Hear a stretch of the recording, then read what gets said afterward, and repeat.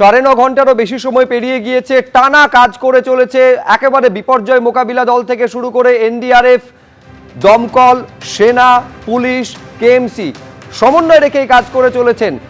যদি কোনো কেউ ভেতরে থাকেন আটকে, এবং সেই সম্ভাবনা জোরালো, তার কারণ সেখানে স্নিফার ডগ দিয়ে পর্যন্ত কোথায় কেউ আটকে রয়েছেন সেটা সুনিশ্চিত করার চেষ্টা চালানো হচ্ছে প্রশাসনের তরফে। আমি একবার সরাসরি ঘটনাস্থলে নিয়ে যাব, যেখানে উদ্ধার কাজ সমানভাবে চলছে প্রতিকূলতা সত্ত্বেও।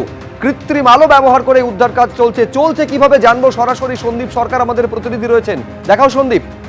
আমরা এখানে যেটা দেখতে পাচ্ছি যে এখনো পর্যন্ত কিন্তু সমান তালে উদ্ধার কাজ চালিয়ে যাচ্ছেন উদ্ধারকারী দলের সদস্যরা। 7টা নাগাদ একজন শ্রমিককে এখান থেকে উদ্ধার করা হয়, তাকে এসএসকেএম হাসপাতালে নিয়ে যাওয়া হয়েছে। তারপর থেকে আর কাউকে এখনো পর্যন্ত উদ্ধার করা যায়নি। প্রায় 3 ঘন্টার কাছাকাছি সময় হতে চললো, কিন্তু তাতে উদ্ধার কাজ থেমে থাকেনি। লাগাতার উদ্ধারকারী দল তারা পৌঁছানোর চেষ্টা করছেন। তারা একটা নির্দিষ্ট জায়গাকে চিহ্নিত করে সেখানে যে ধ্বংসাবশেষ রয়েছে সেই সমস্তকে কেটে সরানোর চেষ্টা করছেন। কংক্রিট ভাঙা হচ্ছে, কংক্রিটের যে স্ল্যাব সেগুলোকে ভেঙে সরিয়ে ভেতরে ঢোকার ক্ষেত্রে প্রধান অন্তরায়টা হচ্ছে যে শুধু ঢালাইটা ঢালাইটা নয়, তার নিচে লোহার তার জালি রয়েছে, লোহার রডের জাল রয়েছে, তারপরে টিন রয়েছে, এবং তারপরে সর্বোপরি রয়েছে বড় বড় লোহার বিম। এই সবটা কেটে ভেতরে ঢুকতে হবে, এবং তারপরে ভেতরে ধ্বংসাবশেষ কী অবস্থায় রয়েছে সেটা বাইরে থেকে বোঝা যাচ্ছে না, যেহেতু পুরো একেবারে গোটা কাঠামোটাই, 3 তলার কাঠামোটাই একেবারে মাটির সঙ্গে মিশে গিয়েছে। ফলে 3 তলার অংশ ভেঙে পড়েছে দোতলায়, দোতলার অংশ ভেঙে পড়েছে 1 তলার ওপরে, একেবারে চিঁড়েচ্যাপ্টা অবস্থা। তার মাঝখানে যদি কোনো লোহার বিমে কোনো ফাঁক তৈরি হয়ে গিয়ে থাকে, সেখানে যদি কেউ আশ্রয় নিয়ে থাকেন শ্রমিকরা, ফলে সেই বিষয়টা মাথায় রেখে কাজ চালাতে হচ্ছে উদ্ধারকারীদের।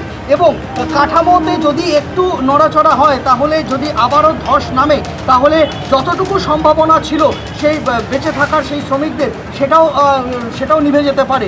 ফলে সেই বিষয়টা মাথায় রেখে উদ্ধার কাজে গতি আনা হয়েছে ঠিকই, কিন্তু উদ্ধার কাজ অত্যন্ত সতর্কতার সাথে করতে হচ্ছে, এবং সেই কাজ সেনাবাহিনী এবং এনডিআরএফ তারা চালিয়ে যাচ্ছেন।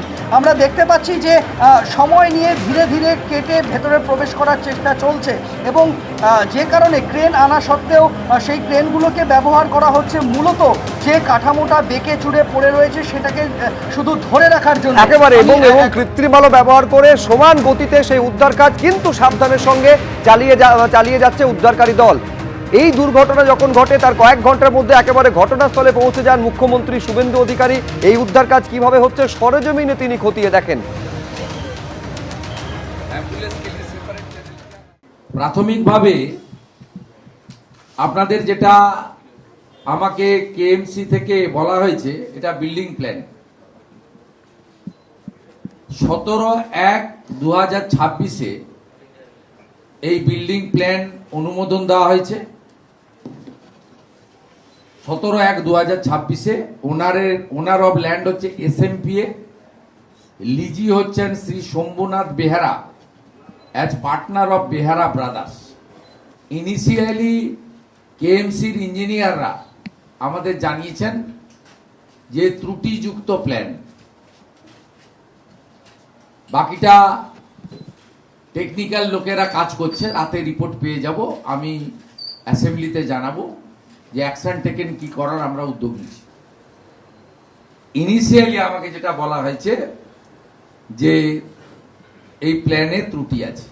তো আমি নিজে চোখে যেটা দেখেছি সেটা এই হেভি রেন বা আপনার মাটি নরম হয়ে যাওয়ার কারণে হয়নি। সেটা হলে আপনার অন্যভাবে হতো, বেন্ডিং হয়েছে, নাট থেকে আপনার উল্টে চলে গেছে, স্লিপ করেছে। এটা আমি চোখে যা দেখেছি, বাকিটা তো রাতের মধ্যে আমাকে কেএমসি জানিয়ে দেবে, এবং কাল 11টার সময় অ্যাসেম্বলিতে বলে দেবো। এবিপি আনন্দ, এগিয়ে থাকে, এগিয়ে রাখে।